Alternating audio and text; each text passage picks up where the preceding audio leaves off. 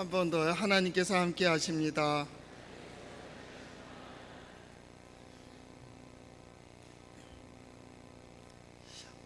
어느 경매장에 낡은 바이올린 하나가 나왔습니다. 그래서 그 경매를 주관하는 사람이 자, 얼마부터 시작할까요? 그렇게 이야기했습니다. 그때 어떤 사람이 말하기를 저렇게 뭐 낡고 이렇게 볼품없는 바이올린이니까 1불 그렇게 얘기했습니다. 그랬더니 한 사람이 보고 그래도 2달러 이렇게 이제 얘기했습니다. 한참 때도 소리가 없습니다. 그래서 더 없습니까? 그랬더니 3달러 그렇게 얘기했습니다. 그것을 지켜보고 있던 어떤 나이 많으신 노인 양반이 나와서는 그 바이올린의 먼지를 털고 내가 좀 만져도 되겠느냐고 양해를 구하고 그 바이올린을 좀 정리를 했습니다. 줄을 잘 정리한 후에 이 시로 되어 있는 글이라고 합니다. 그래서 거기에 이렇게 되어 있습니다. 그 노인은 그 바이올린을 받아들고 잘 있었니 내 사랑하는 아들아, 너를 40년 만에 만져보는구나. 그것을 만든 사람이겠죠. 그리고 이제 사람들이 듣는 가운데 그 연주를 하기 시작했습니다. 그랬더니 그 바이올린에서 아주 멋진 음악이 연출되었습니다. 그리고 잠시 침묵이 흐른 후 다시 경매가 시작이 되었습니다. 그때 어떤 사람이 1,000불이요 이렇게 얘기했습니다. 그때 그 다음 사람이 2,000불이요, 그 다음에 3,000불이요. 그래서 더 없습니까? 조용했습니다. 그래서 3,000불로 낙찰이 되었습니다. 3불로 팔릴 수밖에 없었던 그 바이올린이 한 사람의 장인이 그것을 만든 사람이 이렇게 조율을 하고 나니까 3,000불이 됐다, 3,000배가 됐다 그 말입니다. 그런데 그 박수를 치면서 사람들이 감동을 받게 되었고 그 시의 마지막 부분에 어떻게 된 일인가, 어찌 된 일인가, 그때 누군가가 이렇게 외쳤다. 거장의 손이 닿았기 때문이다. 거장의 손이 닿았기 때문이다. 어쩌면 오늘 예배드린 우리의 삶 속에 지난 모든 시간들을 보면 우리는 볼품없고 때는 상처뿐이고 마음 아픈 그런 모습들이 많이 있을 겁니다. 후회되는 모습도 있고 어떤 분은 더 이상 소망이 없다라고 마지막 예배를 드려볼까? 그리고 올라온 분들도 있을 겁니다. 아니면 다른 어떤 길이 없기 때문에 오직 예수 그리스도께 대한 소망을 가지고 주의 전에 오른 이들도 있을 겁니다. 그러나 이 글을 읽으면서 저는 그렇게 생각합니다. 하나님의 손이 닿으면 우리 모두는 위대한 작품이 될 수 있다. 위대한 작품이 될 수 있다. 저는 이번에 서직노회를 이렇게 순방하고 돌아오며 그런 느낌을 가졌습니다. 우리 교회 이전엔 좋은 교회, 하나님께서 쓰시기에 좋은 교회, 멋진 교회가 되었으면 그런 게 꿈이었습니다. 근데 꿈이 바뀌었습니다. 이제 우리 교회는 위대한 교회가 되었으면 좋겠다. 우리 성도들의 모든 삶 속에서도 위대한 역사를 남기는 성도들. 그 위대함은 어떻게 나타날까요? 우리의 삶 속에 하나님의 능력과 지혜가 나타나면 우리 모두는 위대한 역사를 이룰 수 있습니다. 그런 성도들 될 수 있기를 바랍니다. 그래서 우리 새로운 단계, 새로운 모습으로 하나님의 말씀을 보고 하나님의 말씀을 듣고 그 말씀을 또 늘 기억하면서 살아가는 우리 성도들 될 수 있기를 바랍니다. 한번 따라해 볼까요? 하나님의 말씀인 성경은 나의 신앙이요 나의 고백입니다. 하나님의 모든 말씀은 능하지 못하심이 없나이다. 주여 내게 무슨 말씀을 하려 하시나이까? 주여 나는 주의 백성이오니 말씀대로 내게 이루어지리이다. 대단해요. 저도 이걸 딱 쓰면서 우리 교회의 새로운 단계, 새로운 차원의 이번 우리 교회는 이상하게 사순절 특별 새벽 기도회를 통해서 이렇게 다른 각도로 변화되더라고요.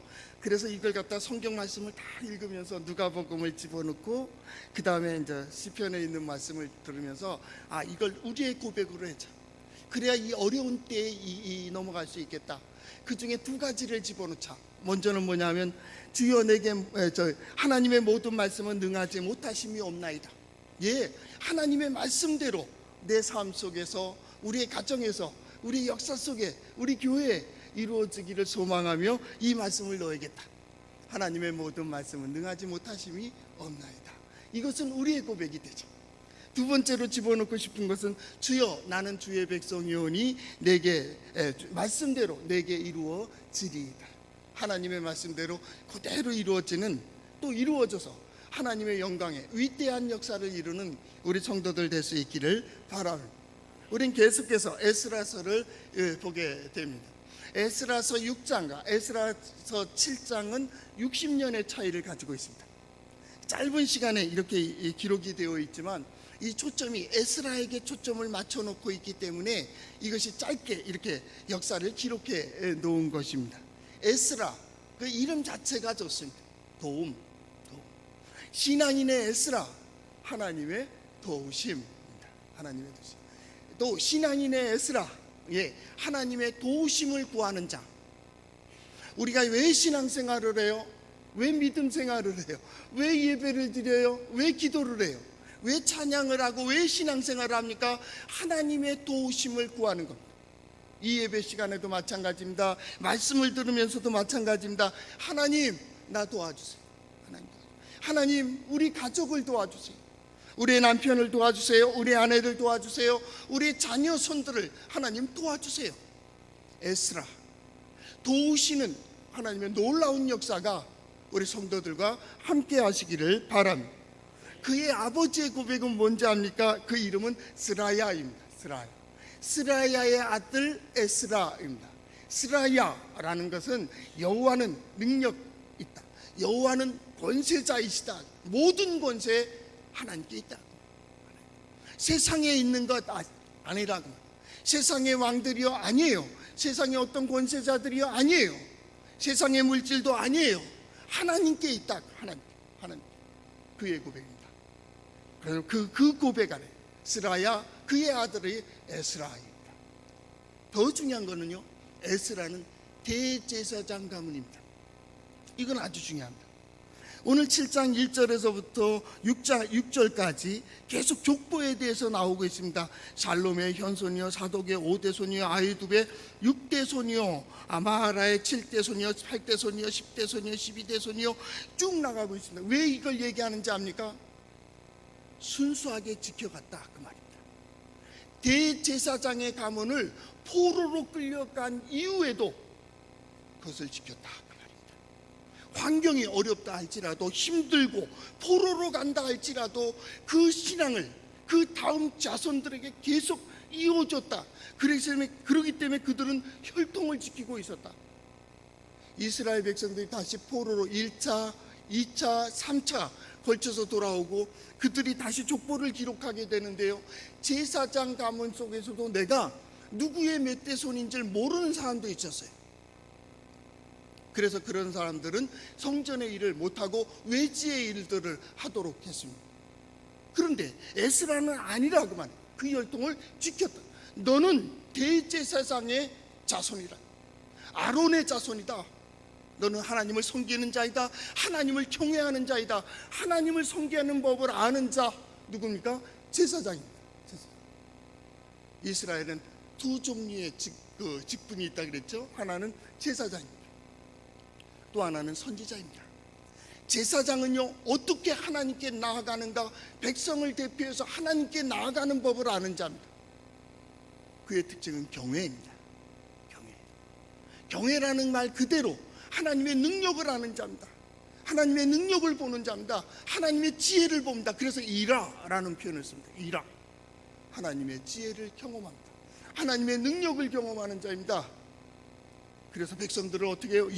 하나님의 능력을 받는 자, 하나님의 지혜를 받는 자리까지 인도하는 자가 누구냐면 대제사장이에요. 제사장은 제사에 관련됐잖아요. 바로 예배에 관련돼 있죠. 이 예배가 어떤 것입니까? 우리가 어떻게 고백해야 하나님께서 쓰시겠는가? 어떻게 고백해야 하나님께서 우리에게 은총을 베푸시는가? 어떻게 예배를 인도해야 하나님의 능력을 받을 수 있는가?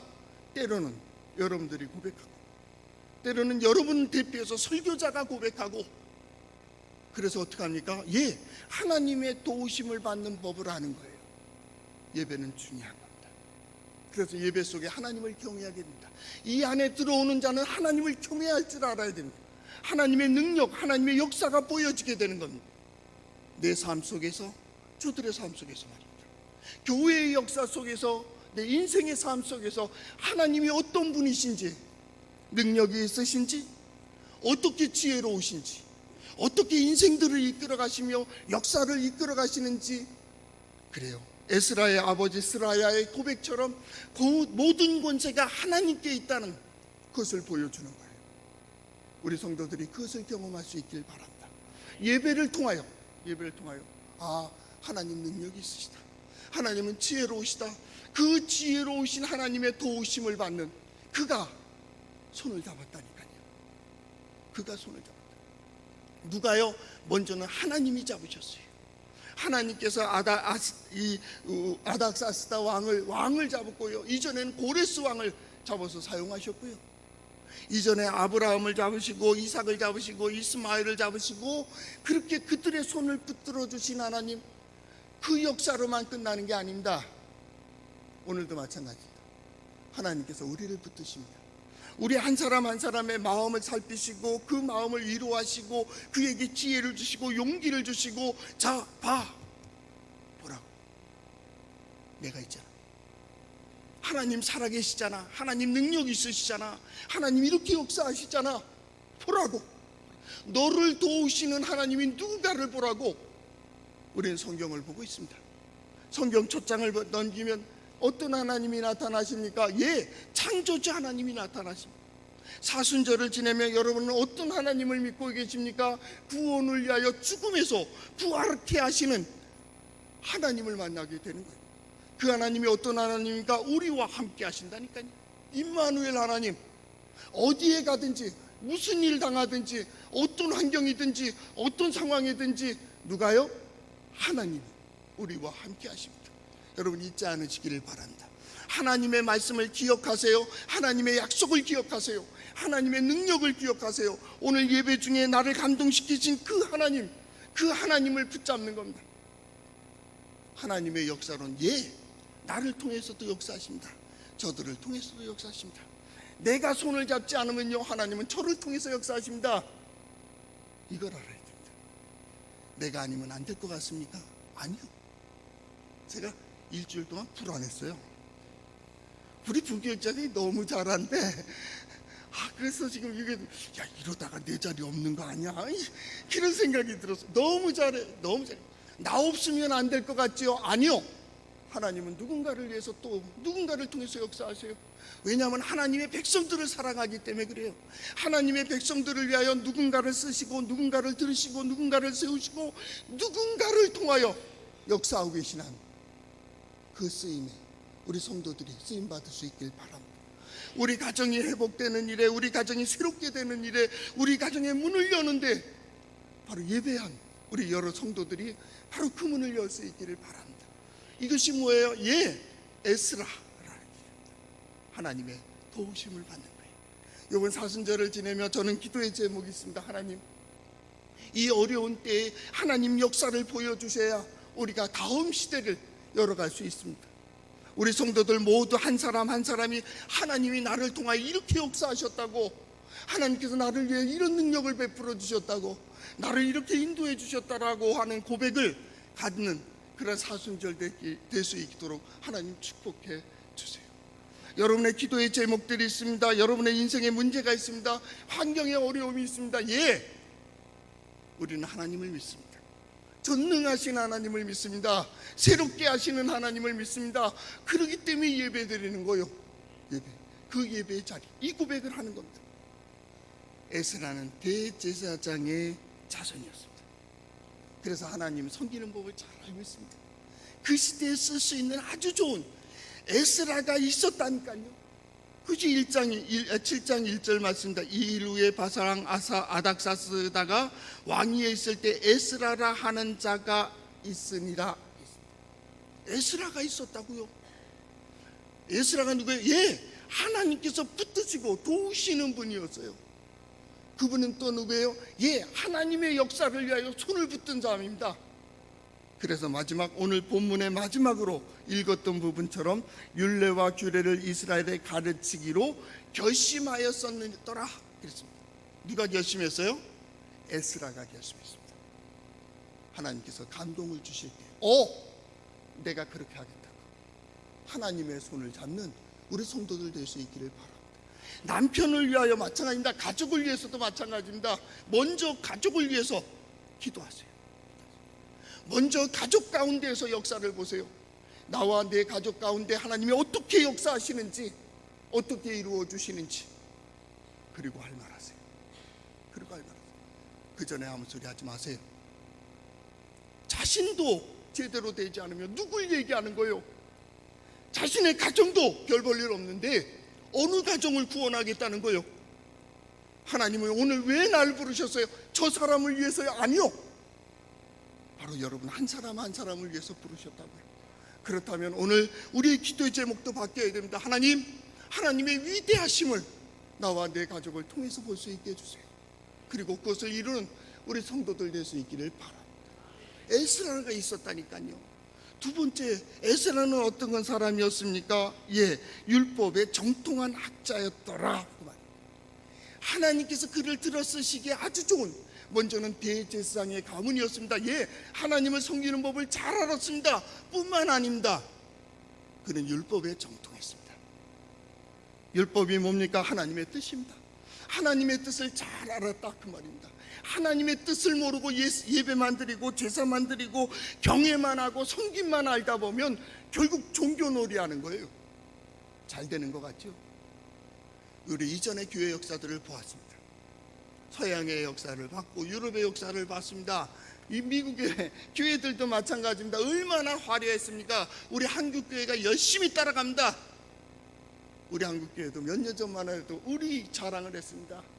부흥을 얘기하고 성장을 얘기하고 화려함을 얘기했습니다. 결국 뭐요? 종교놀이란 거예요. 종교놀이였어요. 교리와 정치만 있으면 종교놀이 할 수 있습니다. 신앙이 중요합니다. 종교, 그거보다 더 중요한 건 신앙입니다. 신앙입니다. 내가 예배 드렸느냐 안 드렸느냐, 기도했느냐 안 했느냐, 그거는 하나님과의 문제입니다. 중요한 것은 내가 하나님을 섬기고 있는가, 진정 하나님께서 나와 함께 계심을 보며 나를 통하여 역사하고 계심을 보느냐 못 보느냐의 문제입니다. 그러기 위해서는 그 길을 서야 된다. 그 길에 가야 됩니다. 우린 지난 가을 계속해서 반복된 말씀이 있었습니다. 하나님께서 곧게 하신 것을 우리가 하나님이 곧게 하시질 않는다. 하나님께서 굽히신 것을 하나님께서 곧게 하실 리도 없다. 하나님이 정하신 그대로 가는 겁니다. 여기에 고집 싸움하지 마세요. 대시대의 역사는 하나님이 이끌어 가십니다. 순종하는 자의 역사가 있고요, 역행하는 자의 역사가 있습니다.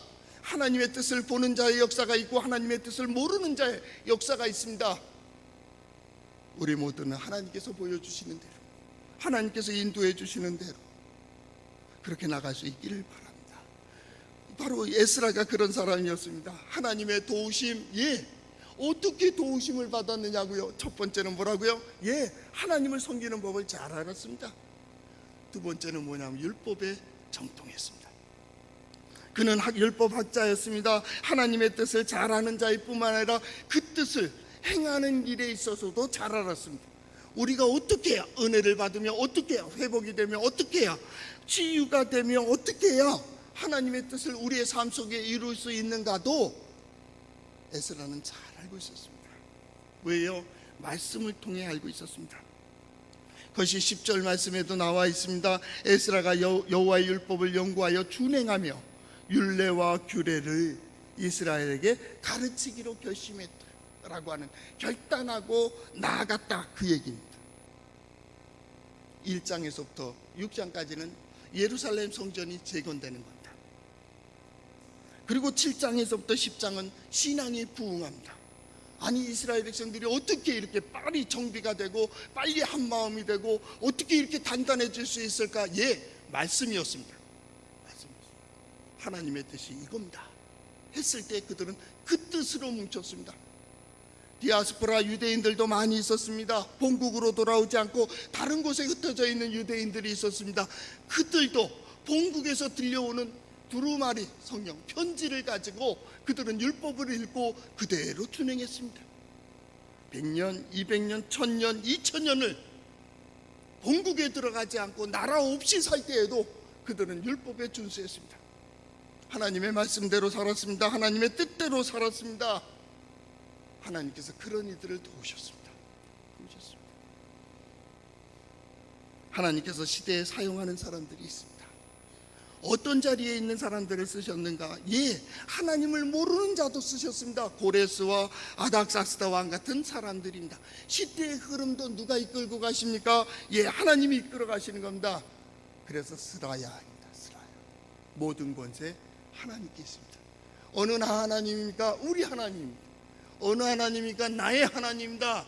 여러분 한 사람 한 사람을 이 자리까지 이끌어 오신 하나님이, 그 하나님이 능력 있으십니다. 그 하나님이 능력 있으십니다. 오늘도 그 하나님께 예배하는 겁니다.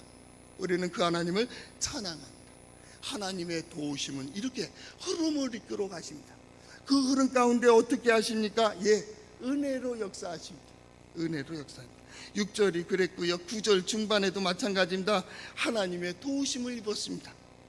나중에 우리 읽지 않은 부분이지만 21절도 마찬가지입니다. 하나님의 도우심을 받았습니다.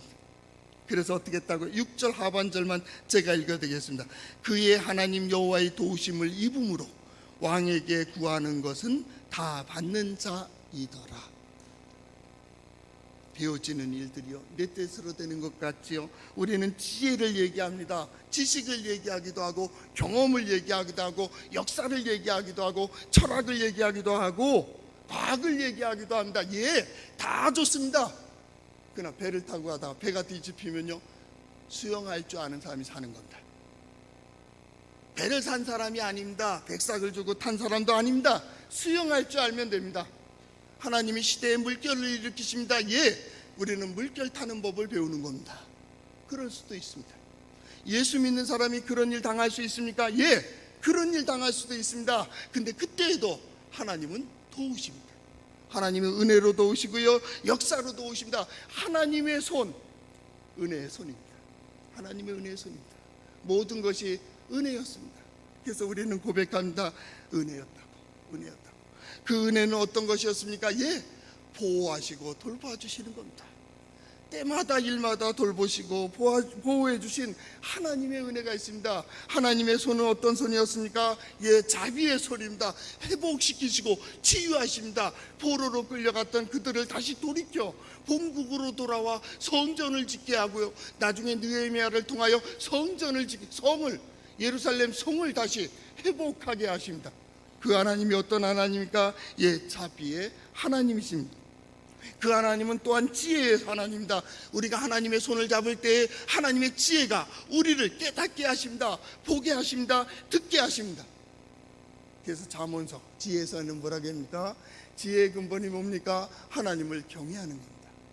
지식의 근본이 뭡니까? 하나님을 아는 겁니다. 하나님을 경외하고 하나님을 아는 것이 지혜와 지식의 근본이 되는 겁니다. 하나님을 인정하고 그 뜻을 인정해야 됩니다. 실패하는 사람들이요, 자기 뜻을 고집합니다. 하나님이 없습니다. 두려운지 모릅니다.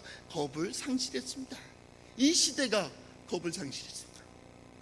다 자기 마음대로 자기 뜻입니다. 아이들도 마찬가지입니다. 말할 줄 알면서부터 반항합니다. 어떻게 된 거예요? 심지어 유치원 다니는 아이가 부모님에게 알지도 못하면서 그래요. 자, 가소로워요. 알지 못한다면 여러분은 어떻게 하겠습니까? 이놈이 싸워볼까? 그러실 사람이 있겠어요? 어이가 없습니다. 누군가가 그런 말을 하더라고요. 아니, 저들 가정은, 어느 특정한 가정이 있었는데, 이거 외국인 가정입니다. 어떻게 근데 아빠, 저런 사람들은 왜 이렇게 큰 소리를 안 치는데 애들이 순종할 수 있을까? 어떻게 생각하십니까? 큰 소리를 치지 않았는데 순종한다고요? 이게 권위입니다. 권위는 누구로부터 옵니까? 하늘로부터 옵니다. 그가 하나님을 경외하고 하나님의 도우심을 받으며 그에 되어지는 일들이 하늘이 돕는다는, 하나님이 역사하신다는 것을 볼 때 누가 함부로 건들 수 있겠어요? 왜 만만합니까? 그게 안 보이는 거예요. 안 보이는 거예요. 이 시대의 교회와 기독교와 성도와 그리스도인들의 삶 속에 하나님의 능력이 보여지기를 바랍니다. 여러분의 예배의 삶 속에서 하나님께서 저 사람들을 도와주시는구나 라는 것을 볼 수 있기를 바랍니다. 하나님의 능력의 손이 여러분들을 붙들어 주시기를 바랍니다. 여러분이 하나님의 능력의 손을 잡을 수 있기를 바랍니다. 이 능력, 이게 형통입니다. 오늘 성경 말씀도 마찬가지입니다. 구하는 것은 다 받는 자. 오늘 하나님께 예배하는 받는 겁니다. 우리가 할 수 있는 길은 그 길밖에 없습니다. 하나님의 살아계심을 어떻게 합니까? 내 감정이요? 저 사람 감정이 다른데요? 나는 이득이라고 하는데 저 사람은 손해라고 하고요. 나는 이겼다고 하는데 저 사람이 졌다고 합니다. 나는 웃고 있는데 저 사람이 우는데 어떻게 이겼다고 할 수 있습니까? 그건 성공이 아닙니다. 함께 인정할 수 있어야 된다. 패배한 자도 내가 졌다고 인정할 수 있어야 됩니다. 기쁨으로 인정해야 됩니다. 그것이 요셉의 사건에서 이루어집니다. 요셉에게 형들이 무릎을 꿇고 엎드립니다. 살려달라고 합니다. 그때 요셉은 형님들이여 걱정하지 마세요. 나를 보낸 분은 여러분이 아니라 바로 하나님이 나를 여기로 보냈습니다.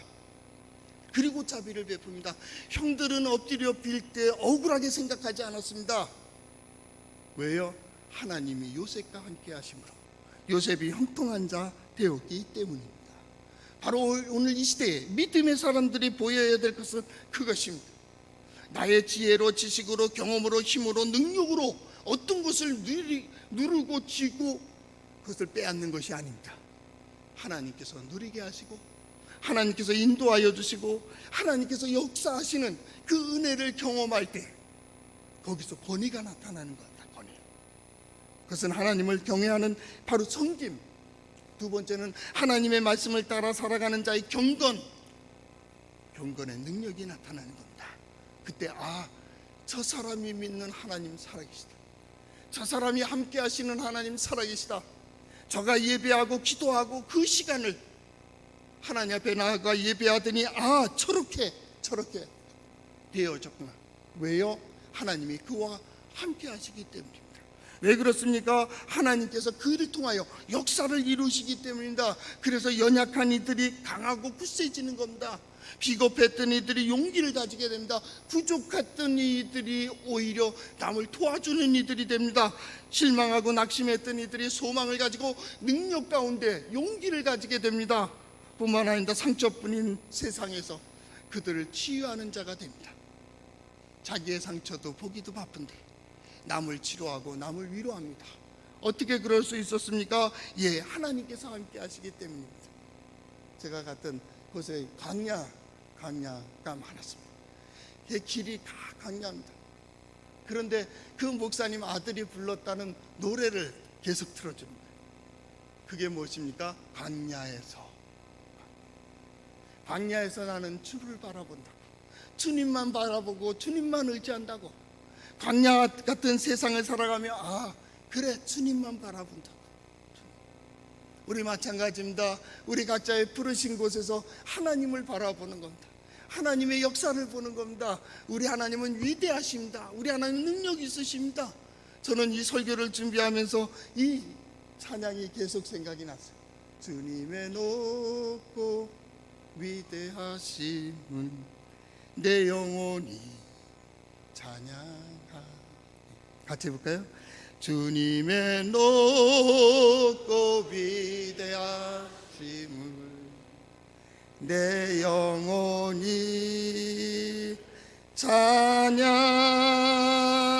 찬양하네. 이것이 여러분의 인생이 되길 바랍니다.